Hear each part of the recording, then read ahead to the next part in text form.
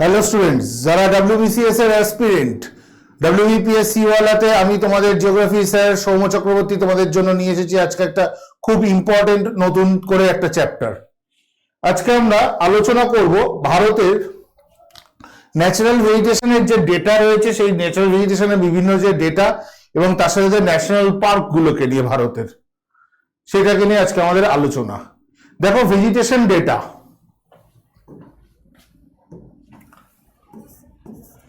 Presently, total forest covered in India 713789 square kilometer or 21.71% of total area of India.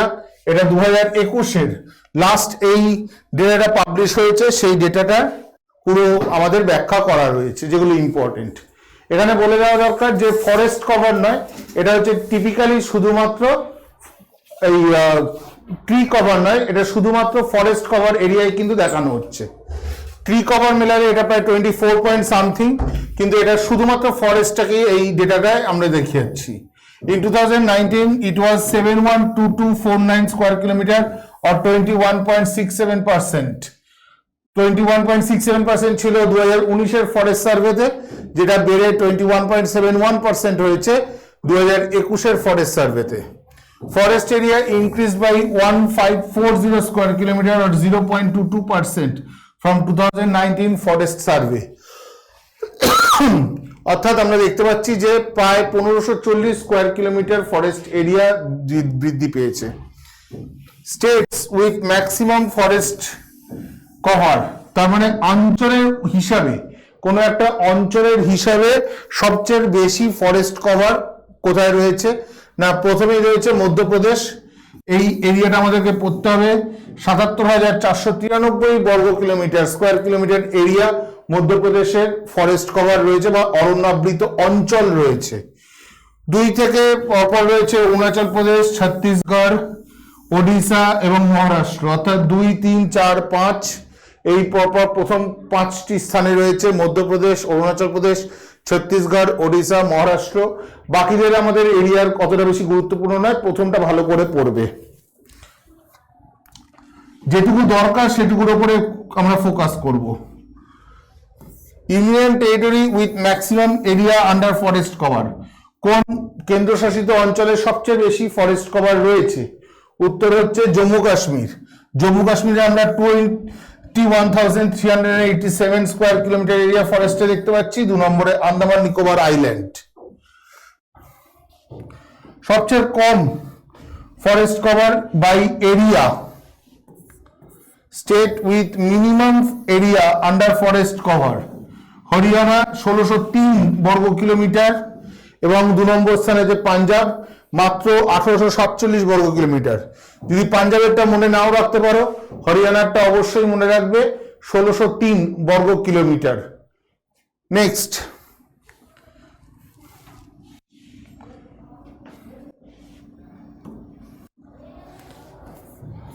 UT with minimum area under forest cover, যেটা union টেরিটরিদের মধ্যে সবচেয়ে কম রয়েছে। প্রথমেই আছে চণ্ডীগড় 22.8 বর্গ কিলোমিটার এবং দ্বিতীয় স্থানে আছে লক্ষদ্বীপ 27.1 বর্গ কিলোমিটার। যদিও লক্ষদ্বীপের টোটাল এরিয়াই 32 স্কোয়ার কিলোমিটার, যার জন্য সারা ভারতে সবচেয়ে বেশি অরণ্য ডেনসিটি বা ঘন ব্যাপারটা সেটা হচ্ছে লাক্ষাদ্বীপের। অঞ্চল ভেদে ঘন অরণ্যের ঘনত্ব সবচেয়ে বেশি হচ্ছে লাক্ষাদ্বীপেই হবে, যদিও সেটা 27.1 স্কোয়ার কিলোমিটার মাত্র, কিন্তু লাক্ষাদ্বীপের টোটাল অঞ্চলের প্রেক্ষিতে সেটা অত্যন্তই বেশি। Next, state with maximum forest density, অর্থাৎ একটা রাজ্য তার মোট অঞ্চলের কতটা অরণ্যাবৃত রয়েছে, তাই জন্য এটা পার্সেন্টেজে বার করতে হয়। যেহেতু ডেনসিটি, সেই জন্য এটাকে আমরা পার্সেন্টেজে বার করছি। মিজোরাম প্রথমেই রয়েছে 84.53%, তারপরে অরুণাচল প্রদেশ 79.33, মেঘালয় 74.34, মণিপুর 74.34। মণিপুরে আরেকটু কম হবে, নাহলে মেঘালয় 75 সম্ভবত। এগুলো যদি মনে না রাখতে পারো অত আর দরকার নেই। সিম্পল মিজোরাম, অরুণাচল প্রদেশ মনে রাখলে হবে, শুধু মিজোরাম মনে রাখলেও হবে যে কোন রাজ্যে সবচেয়ে বেশি অরণ্যের ঘনত্ব রয়েছে। অরণ্যের ঘনত্ব সবচেয়ে বেশি কোন রাজ্য, অর্থাৎ মিজোরামের মোট অঞ্চলের 100%-এর 84.5%, মানে মোটামুটি বাড়ি থেকে বেরোলেই অরণ্য শুরু হয়ে যায়। মোট অঞ্চল যদি মিজোরামের 100% আমরা ধরি, তার মধ্যে 84.53% অঞ্চল তা ফরেস্ট কভারের আন্ডারেই থাকছে। অরুণাচল প্রদেশে সেটা প্রায় 80%, 79.33%। বাকিদের ক্ষেত্রে অতটা পড়ার গুরুত্বপূর্ণ নয়, যদি মনে রাখতে পারো ভালো, না মনে রাখতে পারলে দরকার নেই। UT with maximum forest density, Lakshadweep 90.35%, total area 32 square kilometre, তার মধ্যে 27 স্কোয়ার কিলোমিটার প্রায় হচ্ছে ফরেস্ট কভার, তাই জন্য সবচেয়ে বেশি। 2 নম্বরে আন্দামান নিকোবর 81.75। এবার কি বলছে যে যদি আমরা সব ফরেস্ট কভার অনুসারে রাজ্য এবং ইউনিয়ন টেরিটরি সবাইকে মিশিয়ে দেখি, তাহলে কি দেখবো? তাহলে প্রথমে হচ্ছে লাক্ষাদ্বীপ, দেখো 90.35, দ্বিতীয় স্থানে মিজোরাম 84.53, তৃতীয় স্থানে আন্দামান নিকোবর 81.75, চতুর্থ স্থানে রয়েছে অরুণাচল প্রদেশ 79.33, পঞ্চম স্থানে রয়েছে মেঘালয়, যার টোটাল এরিয়া হচ্ছে 75% মতন। সুতরাং সেক্ষেত্রে কিন্তু যদি কখনো এরকম দেয়, পরীক্ষায় দিতেই পারে যে প্রথম 4টি বা প্রথম 5টি রাজ্যের র্যাঙ্ক দিয়ে সেটাকে সাজাতে বলেছে, তখন যেন এটা সমস্যা না করে। আচ্ছা, state with minimum forest density,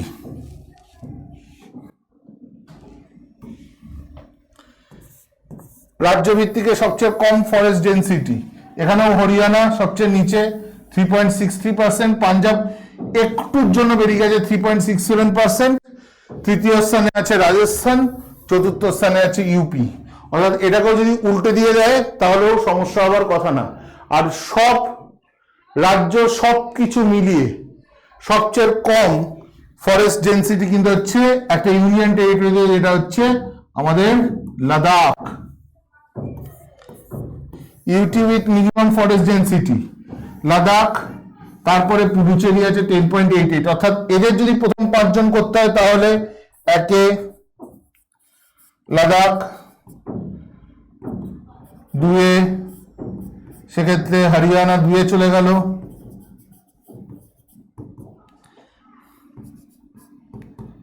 3-এ চলে আসবে পাঞ্জাব,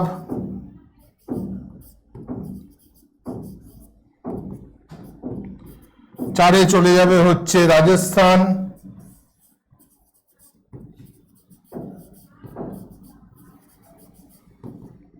এবং 5-এ আসবে ইউপি।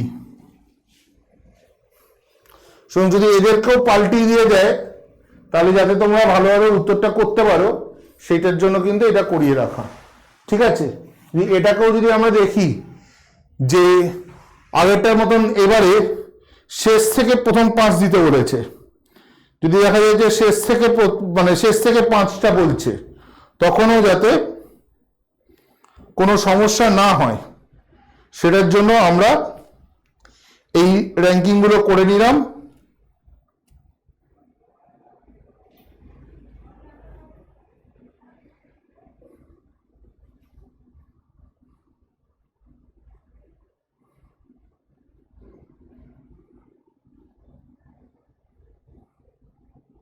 এইভাবেই কিন্তু পরপর আসবে, ঠিক আছে?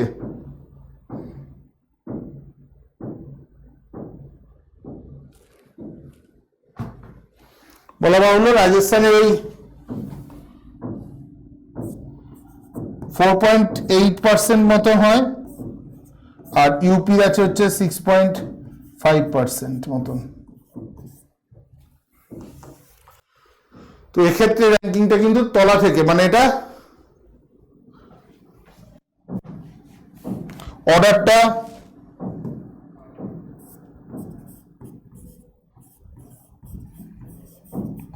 অ্যাসেন্ডিং অর্ডার,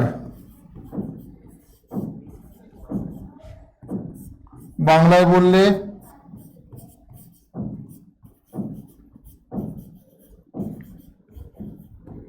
ছোট থেকে বড়, আর এটা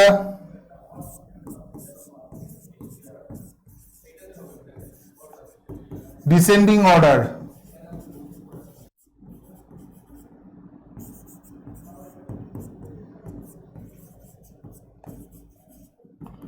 বড় থেকে ছোট।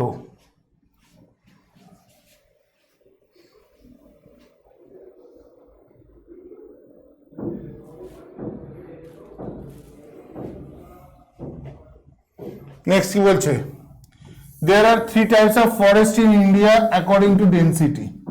3 ধরনের আমরা ফরেস্ট দেখতে পাই ডেনসিটি অনুসারে। আমরা ডেনসিটি অনুসারে 3 ধরনের ফরেস্ট আমরা দেখতে পাই। কি কি? প্রথমে হচ্ছে very dense forest, tree canopy 70% or more than that। কি ব্যাপার বুঝিয়ে দিচ্ছি।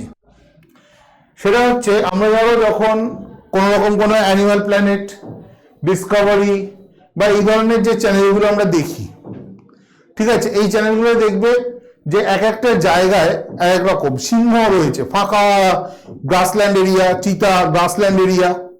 আবার দেখবে রয়্যাল বেঙ্গল টাইগার বা আমাদের যে বাঘ, তার রয়েছে জঙ্গল কিন্তু একটা মানে ফাঁকাও রয়েছে, আবার গাছও রয়েছে এরকম।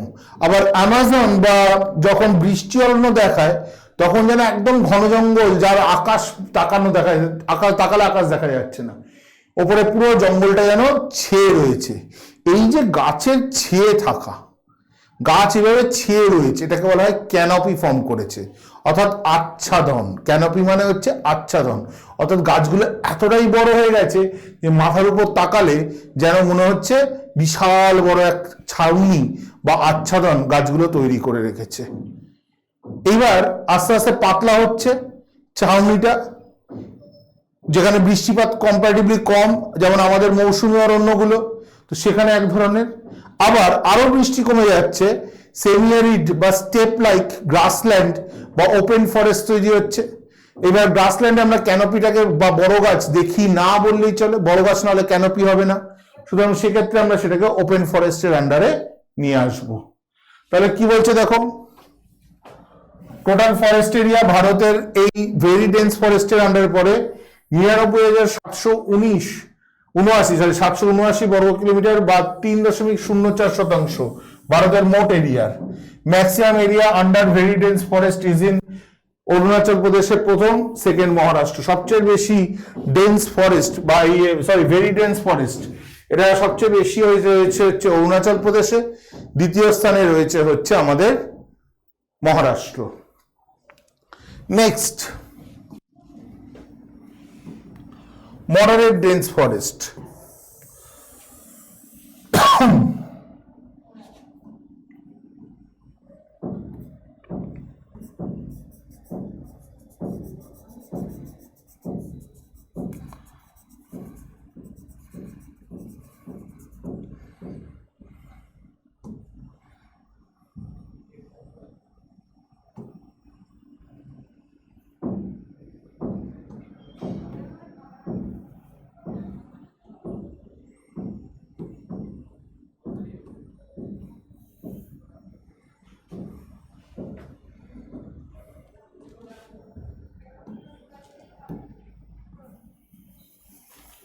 ট্রি ক্যানোপি 40 থেকে 70% ডেন্সিটি, এখানকার ট্রি ক্যানোপি ডেন্সিটি 40 থেকে 70%। টোটাল ফরেস্ট এরিয়া 3,06,890 বর্গ kilometre or 9.33%। State has maximum moderate dense forest area, first Madhya Pradesh, second Chhattisgarh. অর্থাৎ মডারেট ডেন্সিটি বা মডারেট ডেন্স ফরেস্টের মধ্যে সবচেয়ে বেশি এরিয়া পড়ে যাচ্ছে হচ্ছে মধ্যপ্রদেশে, আর দ্বিতীয় স্থানে আছে হচ্ছে Chhattisgarh.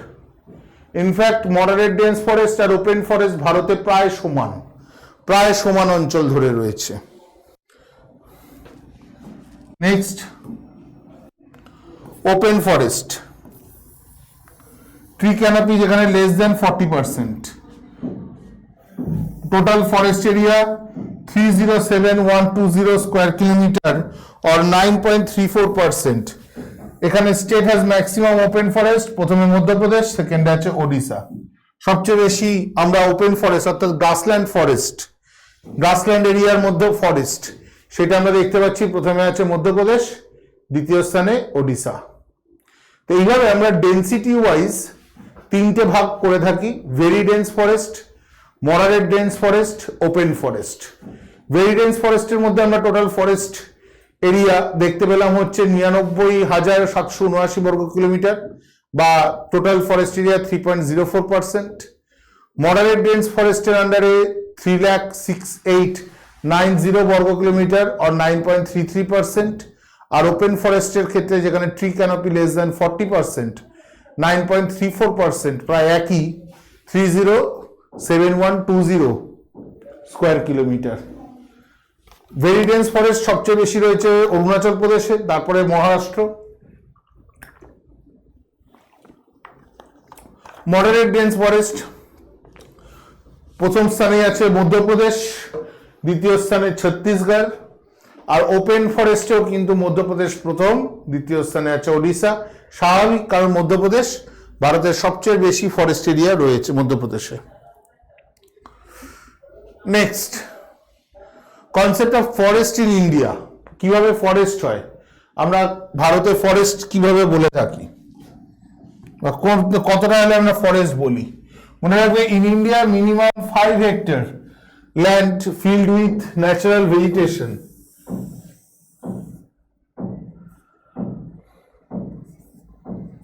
Five hectares land filled with natural vegetation are called a forest.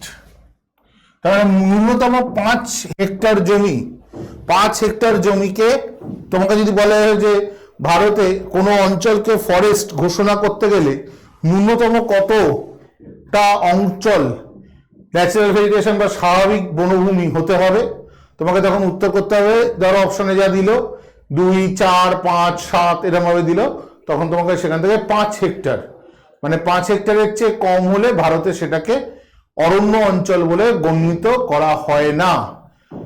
এবার কি বলছে দেখো, ইউনেস্কো একটা মাপকাঠি দিয়েছে, এক প্যারামিটার দিয়েছে।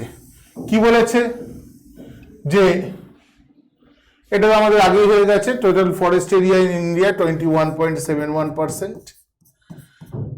এইবার বলছে UNESCO 1/3 or 33% of a country should be covered by forest। UNESCO বলছে যে 1/3 বা 33% ফরেস্ট কভার থাকতেই হবে কোনো একটা দেশের। কেন না, তাতে তার ইকোলজিক্যাল ব্যালেন্সটা মেনটেন হবে, তাতে তার যে ভারসাম্য, ঠিক আছে, বাস্তুতান্ত্রিক ভারসাম্য বা পরিবেশগত ভারসাম্য, সেই পরিবেশগত ভারসাম্য বা বাস্তুতান্ত্রিক ভারসাম্য যদি রক্ষা করতে হয়, তাহলে কোনো দেশের মোট ফরেস্ট অঞ্চল, তাই সেই দেশের মোট অঞ্চলের 33% বা 1/3 হতেই হবে। ভারতে তার থেকে অনেক কম, 21.71%। তাহলে আমরা দেখতে পাচ্ছি যে ভারতে ফরেস্ট এরিয়া কম রয়েছে। কেন? The reasons behind low forest area in India। ভারতে এই ফরেস্ট এরিয়া অনেকটাই কম রয়েছে তুলনামূলকভাবে, 33%-এর তুলনায় 21% যথেষ্ট কম। কেন রয়েছে? তো বলছে যে কি দেখো, expansion of settlement, industrial growth, multipurpose river valley project, forest fire, forest poaching and unscientific deforestation, overgrazing. মানে ভারতে বর্ধিত জনগণের তাদের থাকা, খাওয়া ইত্যাদির ব্যবস্থা করতে প্রচুর পরিমাণে সেটেলমেন্ট এক্সপেনশন করা হয়েছে এবং এগ্রিকালচারাল রিকভারি করা হয়েছে। অর্থাৎ কৃষি জমি, পতিত জমি বা অরণ্য অঞ্চল থেকে কেটে কৃষি জমি তৈরি করা হয়েছে। তো এইগুলো একটা কারণ যে অরণ্য অঞ্চল ধ্বংস হয়েছে। ইন্ডাস্ট্রিয়াল গ্রোথ, যেমন ধরো দুর্গাপুর অঞ্চল সমগ্রভাবেই একটা পুরো কমপ্লিটলি একটা ফরেস্ট এরিয়া ছিল। সেইখানে আমরা দুর্গাপুর অঞ্চলে দেখতে পাচ্ছি যে মারাত্মকভাবে ইন্ডাস্ট্রিয়াল গ্রোথ করা হচ্ছে, পুরো অঞ্চলটার ফরেস্ট কেটে সেখানে ইন্ডাস্ট্রি তৈরি করা হচ্ছে বিভিন্ন জায়গায়, ভারতের বিভিন্ন অঞ্চলে, রাউরকেল্লা বলো বা ভিলাই বলো, এগুলো সবই অলমোস্ট ফরেস্ট কভার্ড এরিয়া ছিল, যেগুলোকে ইন্ডাস্ট্রিয়াল গ্রোথে ব্যবহার করা হয়েছে। মাল্টিপারপাস রিভার ভ্যালি প্রজেক্ট, বিভিন্ন জায়গায় যে বিভিন্ন বহুমুখী নদী পরিকল্পনা গ্রহণ করা হয়েছে, সেই বহুমুখী নদী পরিকল্পনাগুলির কারণেও কিন্তু প্রভূত অরণ্য অঞ্চল ধ্বংসপ্রাপ্ত হয়েছে। ফরেস্ট ফায়ার, অরণ্য দাবানল এর জন্য ধ্বংস হয় প্রচুর পরিমাণে, এটা ন্যাচারাল কজ, কখনো কখনো হিউম্যান কজও। Forest poacher and unscientific deforestation, যেমন ধরো হচ্ছে যে তোমরা পুষ্পা সিনেমা দেখেছো, তাহলে এরা কি করছে, ফরেস্ট পোচিং করছে, অর্থাৎ ইললিগালি গাছ কেটে অরণ্য ধ্বংস করে দেওয়া, এবং পুরনো প্রাচীন গাছ কাটা, তার বদলে নতুন গাছ না লাগানো, নতুন গাছের বয়স হতে না দেওয়া, আবার সেই নতুন গাছও কেটে নেওয়া। সব মিলিয়ে ফরেস্ট পোচিং একটা আমাদের কাছে অভিশাপ, যেটাকে একটা সিনেমায় গ্লোরিফাই করা হয়েছে, কি ভেবে সেটা আমি জানি না। ওভারগ্রেজিং, পশুচারণ, দেখা যাক 2 নম্বর, অবশ্য তোমরা বলবে যে 2 নম্বর বাকি রয়েছে, দেখা যাক আমি মানে হোপস যে 2 নম্বরের ব্যাপারটা পাল্টে যাবে বিষয়টা। ওভারগ্রেজিং, কারণ অ্যাজ আ জিওগ্রাফার বা অ্যাজ অ্যান এনভায়রনমেন্ট কনসেপ্টের মানে এনভায়রনমেন্টের সম্পর্কে একটা পরিষ্কার ধারণা যদি কোনো মানুষের থাকে, তাহলে এই ধরনের বিষয়কে সমর্থন করা যায় না। আচ্ছা, যেমন পাঞ্জাব হরিয়ানা প্রচুর পরিমাণে হচ্ছে গবাদি পশু, সেই গবাদি পশুর খাদ্য নেওয়ার জন্য গ্রেজিং করানো হয়ে থাকে। এত বেশি পরিমাণ গ্রেজিং করানো হয় যে প্রচুর পরিমাণে গাছপালা অরণ্য ধ্বংস হয়ে যায়। পাঞ্জাব হরিয়ানার কিন্তু অরণ্য অঞ্চল কম হওয়ার পিছনে এই ওভার গ্রেজিং কিন্তু একটা কারণ, যেখানকার যে প্রচুর পরিমাণে গবাদি পশু তাদেরকে এই অরণ্য অঞ্চলগুলোতে চারণ করানো এবং তারা এইসব অরণ্য অঞ্চল মোটামুটি খেয়ে ফাঁকা করে দেওয়া। আচ্ছা, এবারে ইম্পর্টেন্ট ডেজ, কিছু গুরুত্বপূর্ণ কিছু দিনগুলো যেগুলো রয়েছে। প্রথমে হচ্ছে ফরেস্ট ডে। আমাদের এখানে ফরেস্ট ডে 21 মার্চ পালন করা হয়, যেটা ইন্টারন্যাশনাল ফরেস্ট ডে নামে পরিচিত। ফরেস্ট উইক পালন করা হয় 2nd উইক অফ জুলাইয়ে। জুলাই মাসের 2য় সপ্তাহে আমরা ফরেস্ট উইক ভারতে পালন করে থাকি। এনভায়রনমেন্ট ডে 5 জুন, 5ই জুন আমরা এনভায়রনমেন্ট ডে ভারতে পালন করে থাকি। পৃথিবীতেও করা হয়। ইন্টারন্যাশনাল আর্থ ডে 22 এপ্রিল, যেমন এবছর ইন্টারন্যাশনাল আর্থ ডেতে 22 এপ্রিলে হায়দ্রাবাদ সিদ্ধান্ত নিয়েছে যে তারা পুরো কারেন্ট অফ করবে ফর ফিউ মিনিটস। ভারতে এই প্রথম কোনো শহর, they decided to switch off all their electricity, all their power supply 22 April for few minutes. Ozone day 16 September, এগুলোকে আমরা এনভায়রনমেন্টের গুরুত্বপূর্ণ দিবস হিসেবে আমরা দেখতে পাচ্ছি।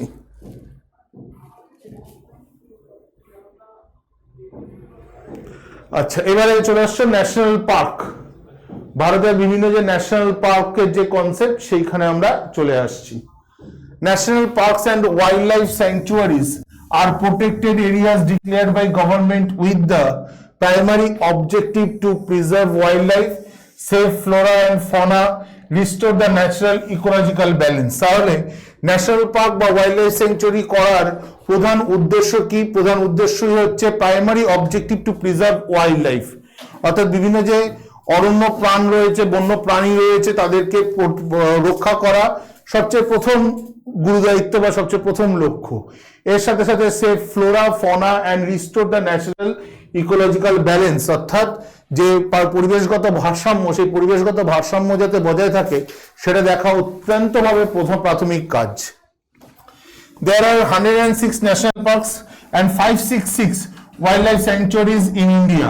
টোটাল 106টা এখন বর্তমানে ন্যাশনাল পার্ক এবং 566টা ওয়াইল্ড লাইফ স্যাংচুয়ারি দেখা যাচ্ছে। Madhya Pradesh, Andaman Nicobar island have the maximum number of national parks. 9টা করে ন্যাশনাল পার্ক রয়েছে মধ্যপ্রদেশ এবং আন্দামান নিকোবর আইল্যান্ডে। The spectacular natural beauty across the national parks and wild life sanctuaries in India attracts millions of tourist every year. তার মধ্যে oldest Corbett or এখন বর্তমানে Ramganga national park আর newest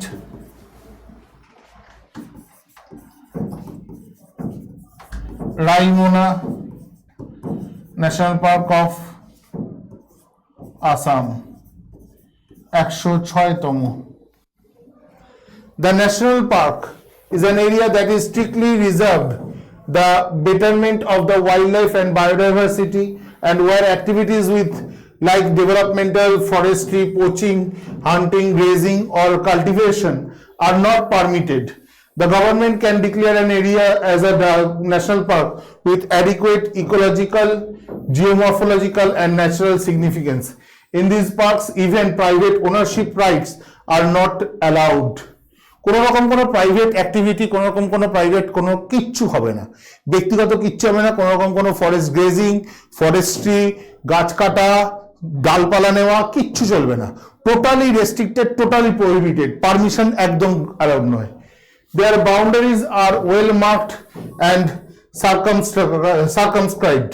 They are usually small reserves spreading in an area of 100 square kilometer to 500 kilometer. In national park, the emphasis is on the preservation of a single floral or fauna species. Thanks to India's biodiversity, there is at least one national park in each state that displayed vivid flora and fauna of the region. প্রত্যেক রাজ্যে আমরা কমপক্ষে একটি করে national park ভারতে রয়েছে এবং আমরা দেখতে পাচ্ছি যে এই এমফাসিসটা প্রচন্ডভাবে গুরুত্বভাবে রাখা রয়েছে। আচ্ছা, লার্জেস্ট ন্যাশনাল পার্ক হেমিস, যেটা লাদাখে, আর smallest national park south button island national park Andaman নিকোবরে রয়েছে ভারতের। ঠিক আছে, এরপরে দেখো ন্যাশনাল পার্কগুলো রাজ্যভিত্তিক বা অঞ্চল ভিত্তিক রয়েছে। লাদাখ, অরুণাচল প্রদেশ, লাদাখে যেমন হেমিস, অরুণাচল প্রদেশে মৌলিং, নামধাপা দুটো, অন্ধ্রপ্রদেশে পাপিকোন্ডা, রাজীব গান্ধী, শ্রী ভেঙ্কটেশ্বরইয়া, আসামে রয়েছে ডিব্রু সাইখোয়া, কাজিরাঙ্গা, মানস, নামেরি, রাজীব গান্ধী, দেহং, পাটকাই, রায়মোনা সবচেয়ে নতুন, আন্দামান নিকোবরে সবচেয়ে বেশি 9টা। তো এইভাবে আমাদের পরিষ্কারভাবে প্রত্যেকটা রাজ্য ভিত্তিক যে ন্যাশনাল পার্ক গুলো রয়েছে প্রত্যেকটাই দেওয়া রয়েছে। ছত্তিশগড়ে গুরু ঘাসিদাস, ইন্দ্রাবতী, কাঙ্গের ভ্যালি, বিহারে বাল্মীকি ন্যাশনাল পার্ক, বাংসরা, বা গুজরাটে blackbuck national park, Gir national park. Gir আমরা জানি famous for Asiatic lion, Asiatic লায়নের জন্য গির ফেমাস। ঠিক আছে, মোলেম গোয়াতে, এগুলোতে একটা করে, ছোট ছোট রাজ্যগুলোতে একটা করেই ন্যাশনাল পার্ক। ঠিক আছে, great Himalayan national park Himachal প্রদেশে Inderkilla national park, Khirganga, pink valley, Simbalbara national park. হরিয়ানাতে কালেসর, সুলতানপুর ন্যাশনাল পার্ক, সুলতানপুর যেটা বার্ড স্যাংচুয়ারি হিসেবেও বিখ্যাত। ঝাড়খণ্ডে বেতলা ন্যাশনাল পার্ক রয়েছে। জম্মু কাশ্মীরে সিটি ফরেস্ট যেটা সালিম আলী ন্যাশনাল পার্ক, দাচিগাম, কিস্তোয়ার। কেরালাতে এরাভিকুলাম, মাথাই কেট্টান। ঠিক আছে, পেরিয়ার, সাইলেন্ট ভ্যালি। কর্ণাটকে আংসি, বন্দিপুর, বানেরঘাটা, কুদ্রেমুখ, নাগেরহোল। মণিপুরের যেমন Keibul Lamjao national park, only floating national park, এটি অনলি ফ্লোটিং ন্যাশনাল পার্ক। ভারতের যে কটা ফ্লোটিং ন্যাশনাল পার্ক আছে তার মানে সবকটাই আমরা দেখতে পাই হচ্ছে সমুদ্রে। টেরিটোরিয়াল রিজিয়নের মধ্যে কাইবুল লামজো একমাত্র টেরিটোরিয়াল ফ্লোটিং ন্যাশনাল পার্ক। ঠিক আছে, মধ্যপ্রদেশের ওপরে Bandhavgarh fossil national park. Indira Priyadarshini পেঞ্চের দুটো হয়, পেঞ্চের মধ্যপ্রদেশেও আসে আবার মহারাষ্ট্রের মধ্যেও যায়। কানহা, মাধব, পান্না রয়েছে, সঞ্জয় ন্যাশনাল পার্ক, সাতপুরা, বনবিহার। মেঘালয়ের বালপাখরাম এবং নখরেক। মহারাষ্ট্রে রয়েছে Chandoli, Gugamal, Nawegaon national park. Pench, Jawaharlal Nehru national park, যেটা বললাম যে পেঞ্চের দুটো অংশ, একটা ইন্দিরা গান্ধীর দিকে একটা এদিকে। Sanjay Gandhi Borivali national park, Tadoba national park. ওডিশাতে Bhitarkanika, Simlipal. Nagaland Intanki national park. Rajasthan Mukundra desert national park.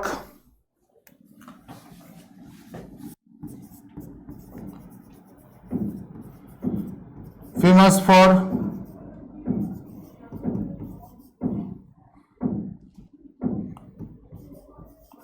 wilderness and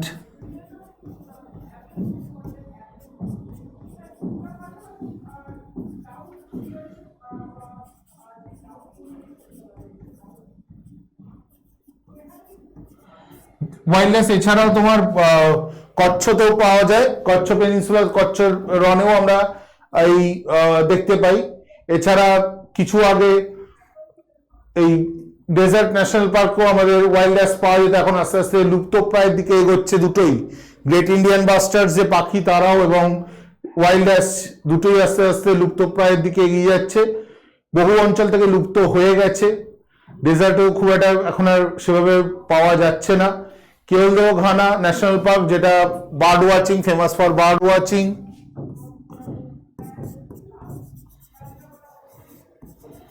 famous for bird watching.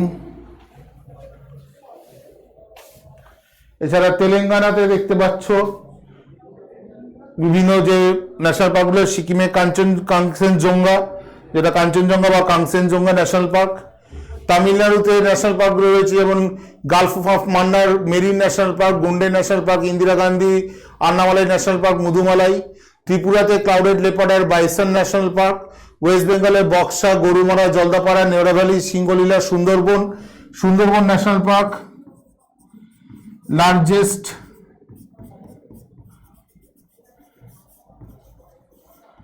Mangrove forest.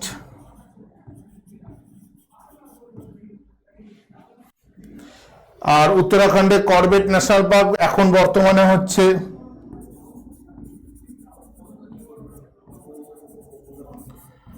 Ramganga national park আর করবেট ন্যাশনাল পার্ক। ঠিক আছে, আর বাকিগুলো Govind national park, Nanda Devi national park, Rajaji রয়েছে, উত্তরপ্রদেশে দুধওয়া একমাত্র একটি ন্যাশনাল পার্ক। সুতরাং এইগুলো তোমাদের হলো ন্যাশনাল পার্ক আর টোটাল ফরেস্ট ডেটাগুলো আমরা করে ফেললাম। তো এগুলো ভালো করে করবে, কারণ পরীক্ষা হলে কিন্তু এগুলো প্রায় প্রশ্ন আসে। স্টে উইথ WBPSC ওরা, ভালো করে পড়াশোনা করো। আমরা কিন্তু আরো অনেক টপিক নিয়ে তোমাদের কাছে বিভিন্ন ভিডিও নিয়ে আসবো। See you, good by.